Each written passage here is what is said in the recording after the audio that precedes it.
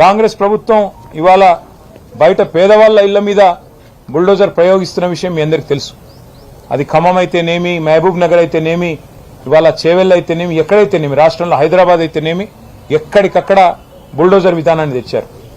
శాసనసభలో కూడా అదే బుల్డోజింగ్ టాక్టిక్తో పోదామని చూస్తూ ఉన్నారు. మందబలంతో మా గొంతు నొక్కే ప్రయత్నం చేస్తూ ఉన్నారు.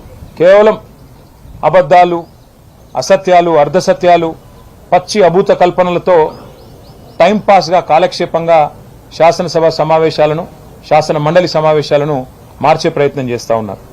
ప్రజలకిచ్చిన హామీల విషయంలో, 6 గ్యారంటీల విషయంలో వారి నాయకుడు రాహుల్ గాంధీ గారు మాటిచ్చారు. మొట్టమొదటి కేబినెట్ సమావేశంలోనే ప్రభుత్వం ఏర్పడ్డ తర్వాత మేము 6 గ్యారంటీలకు చట్టబద్ధత కల్పిస్తాము, వెంటనే చేస్తామన్నారు. మరి 2.5 ఏళ్లు కావస్తా ఉంది. చట్టబద్ధత అనేది ఎప్పుడో చుట్టబండలు అయిపోయింది. అందుకే మేము పార్టీగా నిర్ణయం తీసుకున్నాం.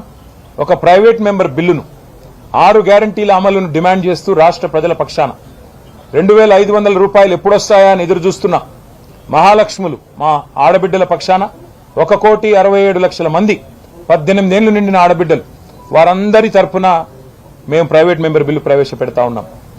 4,000 పెన్షన్ ఎప్పుడొస్తుందా అని ఎదురు చూస్తున్న 46 లక్షల మంది వృద్ధులు, వితంతువులు, నేతన్నలు, గీతన్నలు వారందరి తరఫున, బీడీ కార్మికులు, ఒంటరి మహిళలు వారందరి తరఫున 46 లక్షల మంది తరఫున ఈ ప్రైవేట్ మెంబర్ బిల్లు పెడుతున్నాం.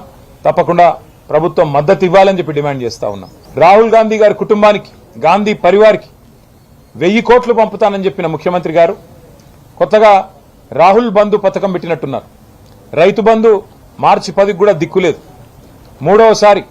ముచ్చటగా మూడోసారి రేవంత్ రెడ్డి గారి ప్రభుత్వం వచ్చినాక రైతు బంధు ఎగ్గొట్టే ప్రయత్నం చేస్తా ఉన్నాడు. గతంలో 2 సార్లు ఎగ్గొట్టాడు. ఇప్పుడు ముచ్చటగా మూడోసారి కూడా ఎగ్గొడతా ఉన్నాడు.